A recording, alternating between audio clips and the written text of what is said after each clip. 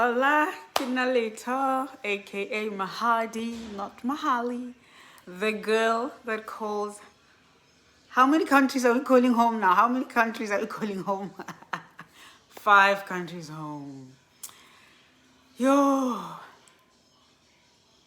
Guys, I'm divorced. I am divorced. Okay, I won't act like I'm happy. I've gotten some congratulations, and I've gotten a lot of people who get where I am. I sent a detailed video on the members only platform. It's weird the way things work in this country. And from what I'm learning, it's the same in the UK. I guess it's the same system that you can get divorced and not know about it. But, you know, it's not over. We're taking him to family court if he doesn't sign the settlement, which he came up with.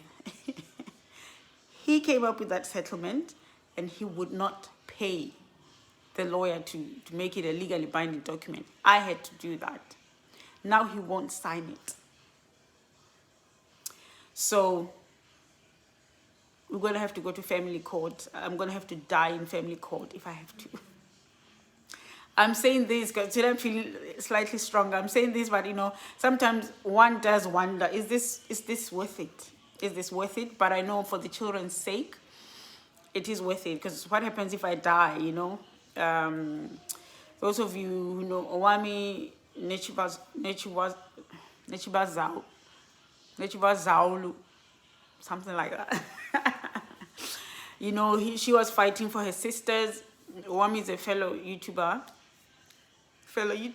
No, she's a massive YouTuber. For those of you who don't know her, she's a South African entertainment YouTuber.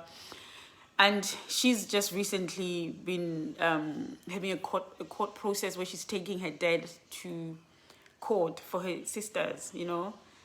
They're all adults, but, you know, the court acknowledged that and gave the sisters, you know, they ruled in their favor.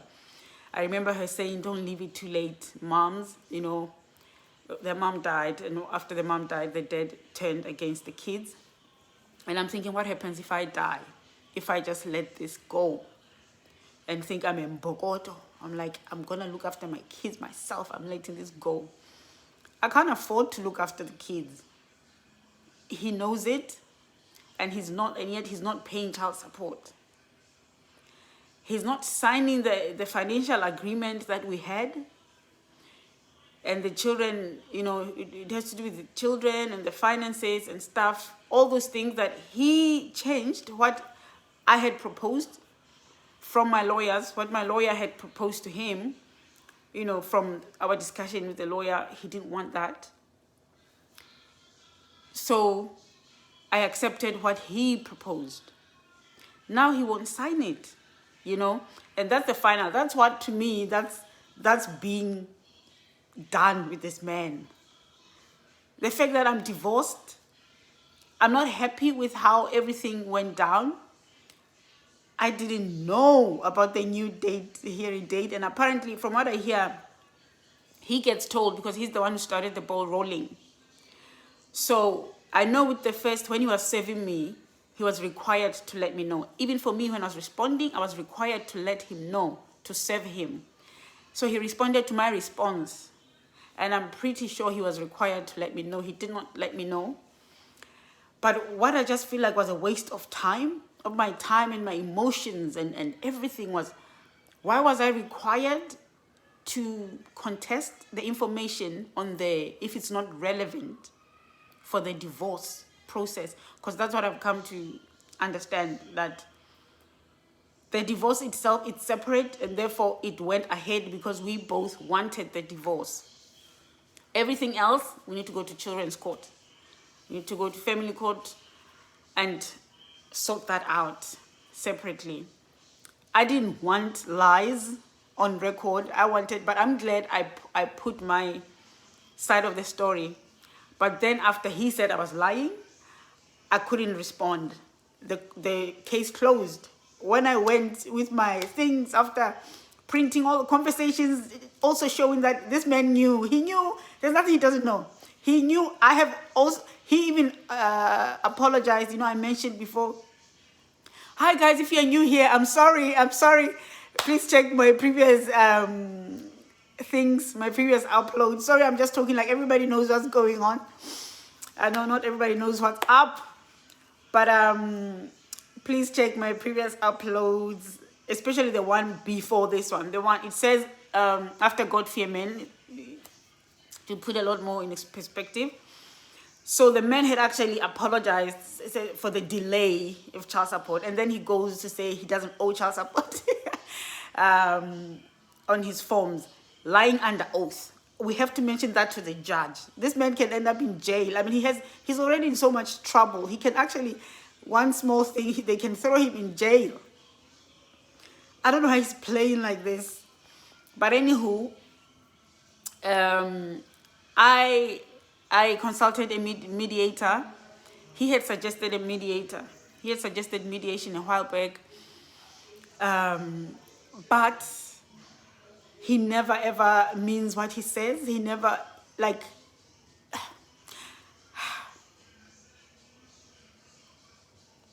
it's like you're dealing with someone who's bipolar. Two different people. You know, I've mentioned before, I've always felt like I'm married to two different people, you know.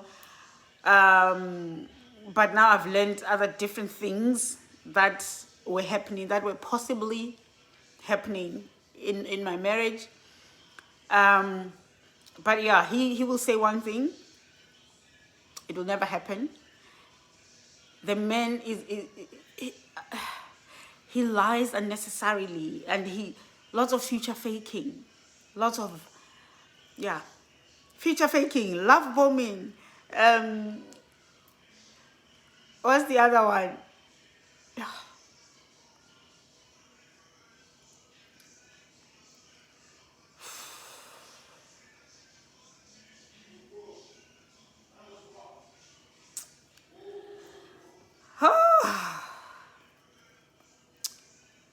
Guys, for me, I'm still stuck on trying to understand what just happened. What just happened? What has just happened? What have I just gone through? Who is this? What is happening? You know, because he continues to be this, I guess, who he's always been, and I didn't know. Or rather, the red flags were right in front of me, in my face, but I was refusing because I was holding on to that 20%. The glimpses of this amazing human being that I married. I'm like, no, but that's who he is. And I'm ignoring the 80% that's telling me who he really is. I was holding on to these glimpses that, no, man, no. But now it's like he is consistent without fail. This man, he's been doing the things I'm expecting since I started reading up about narcissistic personality disorder. He is textbook everything. Even the way he dealt with us losing the house. My goodness, any topic that I've discussed with him, he acts the exact same way that these people have written down and said, this is how they will react. I'm like, no. It was when I went to my first therapy session. There's a Christian lady that was recommended to me. I realized later that he went to the same person. We went to the same person. Because I remember after he said he wanted a divorce, and I didn't beg, I didn't do the usual. I'm like, please. I just said, okay, that's all right. And I told him, you've proven to me that you're not worth it. You know, I've run after you. I've begged you. I've begged you to stay for so many years. I've run after you, and you have proven to me over and over that you are not worth it. It just was not worth it. And I don't know what disturbed him, but he went to therapy. He went to therapy on his own. He would disappear on Saturdays. We were separated, but we were still living together. We hadn't told the kids. And I remember one day, I don't know what I was doing in the garage. Okay, I went to my car, and then I looked into his car, and I saw this flyer. So it was only after my first session with my therapist that she gave me her card, and I noticed this is the card that was in his car. My therapist was extremely impatient with me. That's why I left her. I couldn't afford her either. This one is through the government, so it's subsidized about. It's $135 or something, and then I pay $40. And the government pays the rest, and I'm so grateful. I don't know where I would be without therapy. So this woman was a Christian therapist. I came there to tell her my story. I said, okay, my husband has just asked for the divorce, and I've told him that's fine, but I'm not okay. That's not what I want. But I'm afraid. My main thing going to her was I needed strength to not beg him, because I'd prayed about it when we reconciled and in between, that God, if he ever wants a divorce, help me not to beg him, because that's what I'd been doing, and I could feel that I was like his subject, and I knew I was afraid, how am I going to survive? I knew that was my motive. It wasn't because I want the marriage. I wanted the marriage, but that was not my main reason why I had begged and begged over the years. My main reason was, how on earth will I survive? And I said, Lord, you are the provider. You are my provider. Help me to trust you to take me through this. If this man ever wants a divorce again, help me not to beg. So I went to I know I'm saying you're my provider, and some of you are thinking, so if he's your provider, then let the man go. No, these are his children. Listen, this guy, if you knew,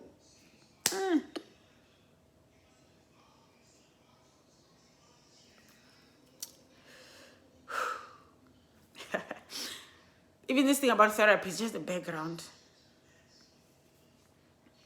about what I want to tell you. But I'm here to tell you I'm divorced. This is the main, I'm divorced. I'm divorced. And I feel light. I feel strong. I feel different. I was very upset when I found out because of the way I found out, But a shift has happened. A shift has happened. And but I don't feel completely free. That's why we need to finish this off. The divorce will be on the 9th of October. So after they grant you the divorce, or after they finalize, you will be officially divorced a month after. So, it was finalized the 8th of September. This woman, I went to this woman, I told her my story, okay? And not once did I mention, I hadn't mentioned the negative points, because I always saw my relationship as me being in the wrong, because that's the story I was sold, and I believed it, I'm now understanding what has been happening to me since, I'm reading, I'm researching, and now I understand, what is it, narcissistic abuse trauma or syndrome. Whew. When you read and you see yourself and you see what happened to you, you understand what has been happening. Whew. So I went to this woman. I told her, okay, this is where the story starts for me. I start telling her the story of my marriage, of how I met him and everything and what happened until marriage. And then I'm on the first day of marriage, I'm mentioning, you know, so we were always going to his church. He didn't want us to go to our church, like ours in our town. And you know, this church was full of his exes, and she's listening, she's writing notes, she's listening, but I can see it like she's a little bit impatient. She's like, and then she says, have you heard of narcissistic personality disorder? I'm like,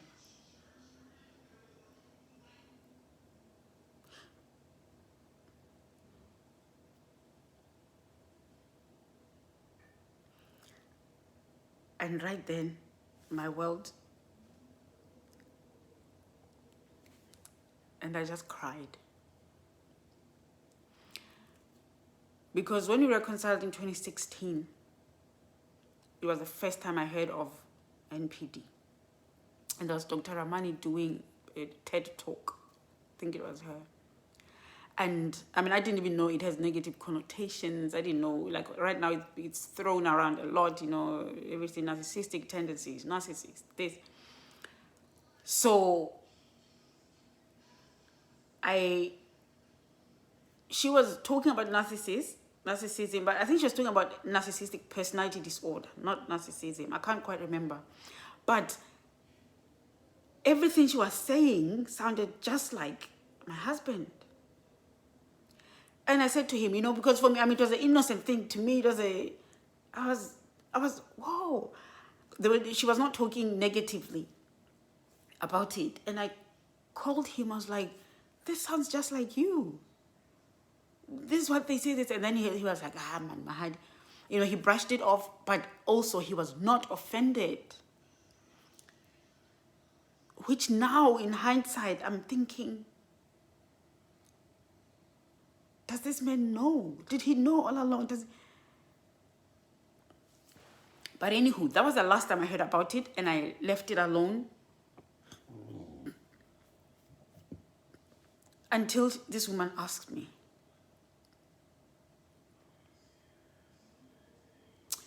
This woman basically felt I need to leave, move out. And I told her, but I'm going to lose. If you know, I'm telling her all sorts of, you know, disadvantages. And she says, you're already losing. You've been losing. You've already lost your life. You know, she mentions, oh, I cried. That's when my interest and my research started. And the motivation was to prove this woman wrong. I'm like, no. This woman, I haven't even said anything negative about this man. I'm pumping him up. I'm telling him how amazing he was. I'm telling her. I told her, I'm like, because I didn't know that there's different one. There's overt and there's covert. I didn't know there's vulnerable narcissist. I didn't know, you know, I thought like it's just grandiosity and things, you know. Guys,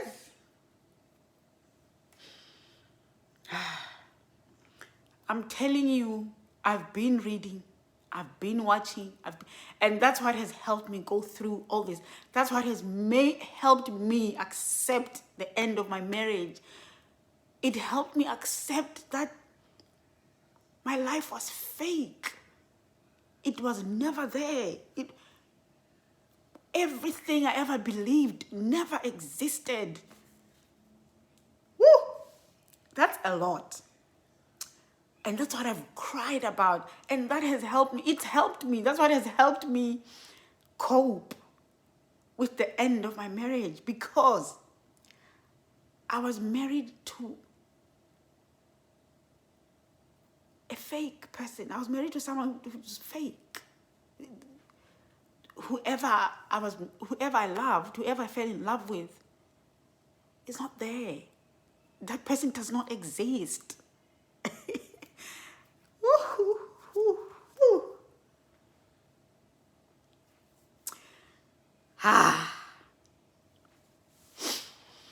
So after all that, I went to a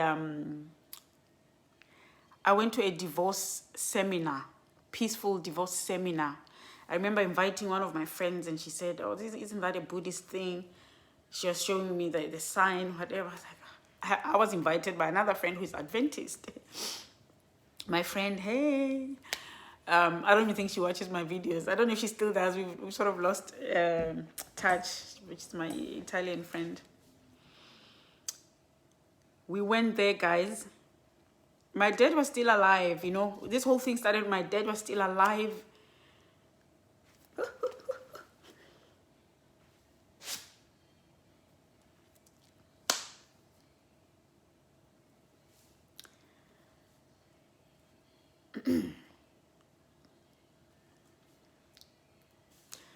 I met my lawyer at that divorce seminar. Guys, there's this lady who was talking about what she went through. No, it wasn't her who made this presentation. There's a psychologist who was there. She made a presentation about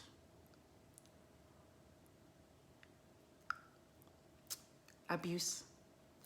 She had like 8 types of abuse on the list, and I didn't even know there was that many. I think it was 8. I knew I had suffered physical abuse, but the rest of them, I knew there was a little bit of financial abuse, but I didn't quite understand. Like, it was questionable. I knew like he would use it as power, like when we separated. You know, for those who've been here, we've been separated lots of times, and then we'd reconcile, and then he'd want a divorce. Anytime I push against his dictatorship, he would want a divorce. So I just learned to make my own happiness and decided I was just going to enjoy my marriage. I was going to enjoy my husband. I was no more going to be a Mbogoto, stand for my rights.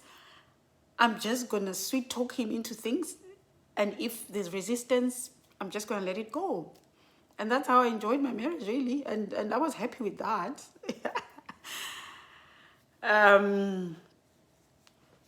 This woman mentioned there's emotional, psychological, financial, sexual. Guys, each example, each and every example that this woman gave, I had experienced it.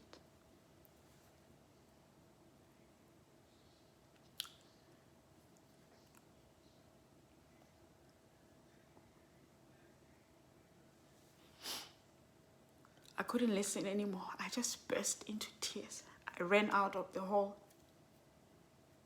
My friend came after me. The staff, the people who were organizing came after me. I just went to the toilet.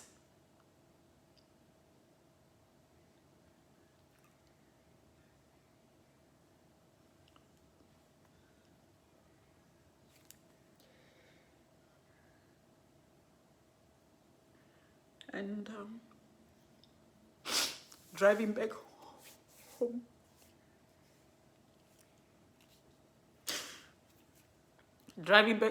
I remember driving over a bridge, and I just wanted to drive into the bridge.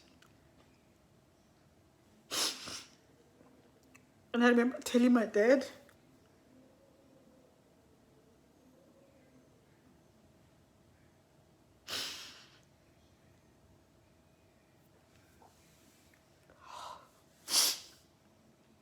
but guys, I've mentioned this before, that sometimes we abuse each other and we're not aware. Because things like silent treatment, how many of us do that and you're not aware, So I'm not saying he was the most evil person on earth. Maybe he was. To be honest, when I look back, and now what he continues to do, I'm battling with it, but I realized this man is evil. He's evil. But you know, like I say, all of us, like I've said before, we all have God in us and the devil in us. You know, it's up to us who we allow to take more precedence. So there were things that, like I mentioned, when I mentioned silent treatment, you know, I'm just addressing that, you know what, there's things I'm pretty sure that I abused him. You know what I mean? But they made examples that I had experienced exactly. Like, it was like, that thing was for me. That conference. And it wasn't even well attended. There was like 5 women. Okay, maybe 10. Like, it wasn't, the hall was not full. It could have been 20. I know I went from 5 to 20. But it was at night. It wasn't well attended. It wasn't packed. The hall was empty, but there was like a group of us just sitting towards the front. It was during COVID, so it was spaced out.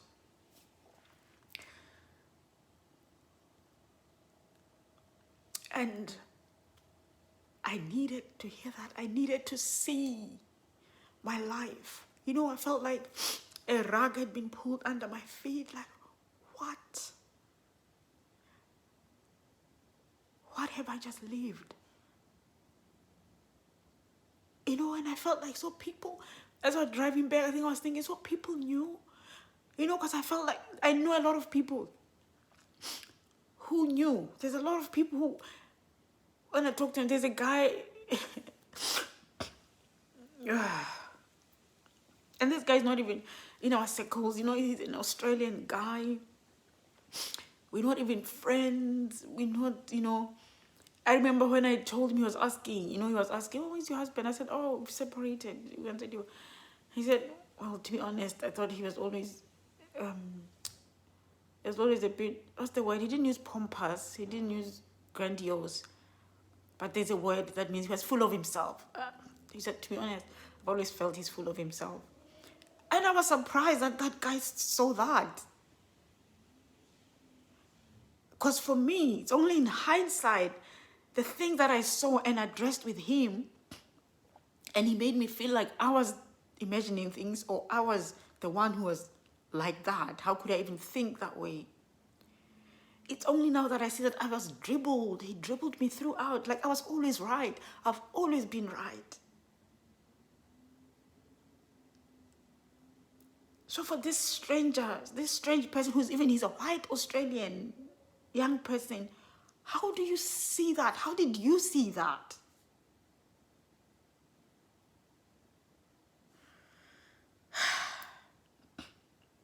You know, I've told some of you guys that I've spoken to, and my friends, that, you know, like I say, when I say this bipolar, like I say, like, you feel like you're living with 2 different people. Because I felt this man loves people, and that's what I loved about him. He loves people. He has a heart for people. And at the same time, this man hates people. He hates people. He doesn't like people. He looks down upon people. This man is above people. He hates people. Like, it's so many things that did not make sense to me. How can this one person be 2 people? Like, it's like 2 different people. I didn't understand. You know, when I've told him before that, you know, you're the most amazing, loving person I know.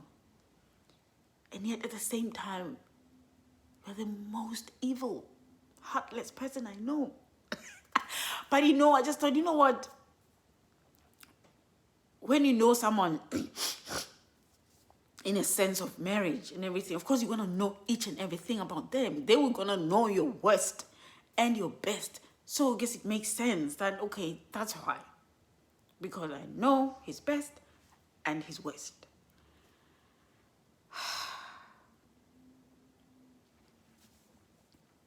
Anywho, I'm divorced, guys. Yay.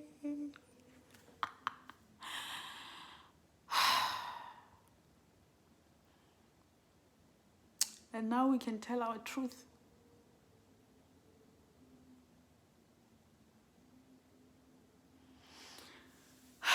I've been so triggered, because now I've decided to be serious with my book. I'm so triggered. I haven't touched it. I think it's my 4th week now. I am triggered. For me, the things I cry about, I cry almost every day. I cry about, I'm in disbelief. I can't believe I just went through that and I survived it and I was okay with it. And it was normal for me and it was acceptable. I'm thinking, who is that girl? Like, how did I get to that girl, to be that girl? But like I say, I now understand. I understand. People don't understand. People don't get it. Like, why you would be like that. Like, even now with jobs, I was telling the mediator yesterday, you know, when you're timid, you've got anxiety, you're afraid of people. This thing is trauma, guys. It's trauma. It changes you. You become a stranger to yourself. You don't even know what happened to you. You're a different person. And it makes no sense to people. But now, you know, I'm reconciling. I'm now understanding and being kind to myself. Because I understand what's happening, what has happened. I understand. And of course, you know,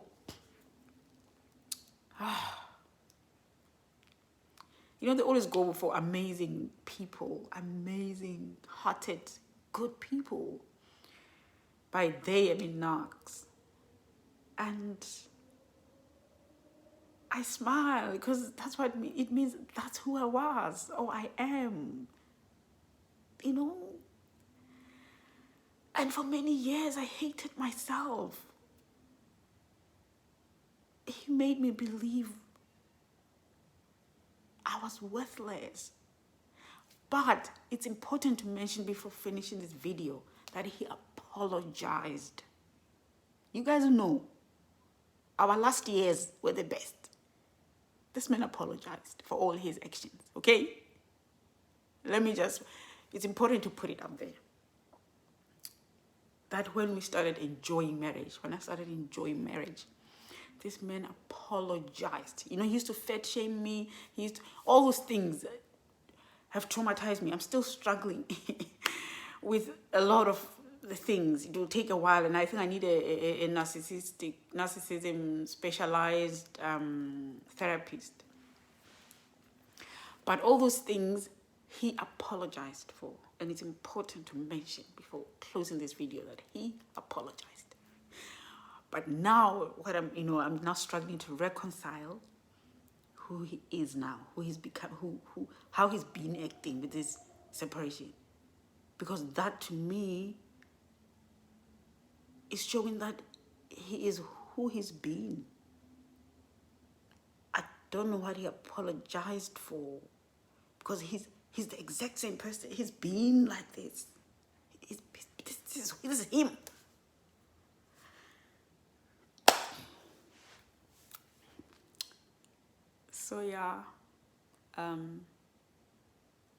So yeah, basically, we're divorced. We are divorced! Woohoo! Yeah, my days.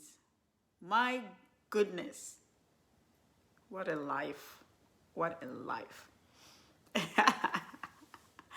So, we are in year 22 in the legal books. But, pardon me, it was April of 2020. So it was 19 years, and because we married July 2000, so that July it was gonna be 20 years of marriage. And yeah, life. #life. I'm gonna do videos. I need to plan them, so I'm not just speaking from my head. I don't usually plan anything, but lessons learned and things like that. And probably we'll talk about narcissism now that I've mentioned it.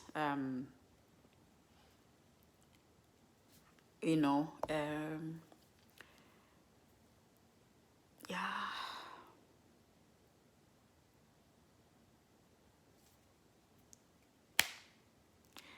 Guys, God is good. God is good. God is good. Yeah, I think it's worth mentioning that God is good.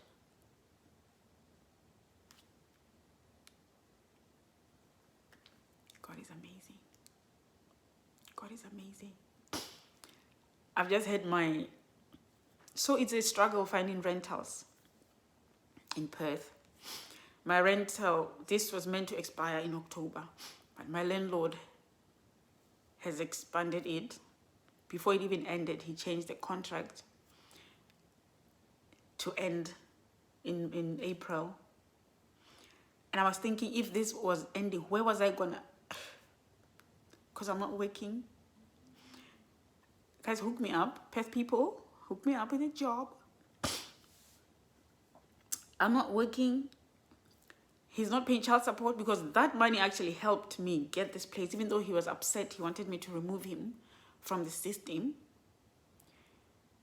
That it helped me having that income, showing the statement that I have that income. That actually helped me get this place.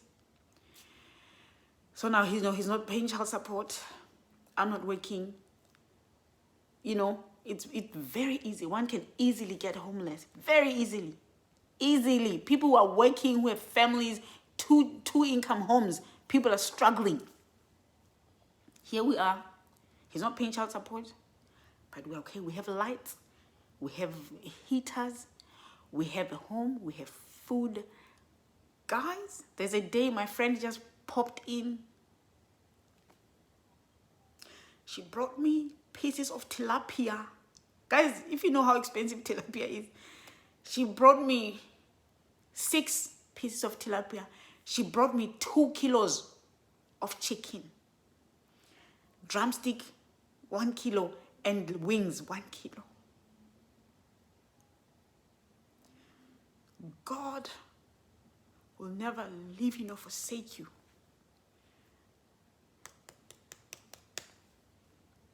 God will never leave you nor forsake you. Thank you for watching. I love you. But remember that God loves you even more. Always. Before you were born, He knitted you in your mother's womb. He had plans for you. The devil will try. He will try to make you not see your worth, not see who you are. But listen, you are more than a conqueror through Christ Jesus. You are operating from a point of victory. Do not ever forget who you are. Don't ever forget who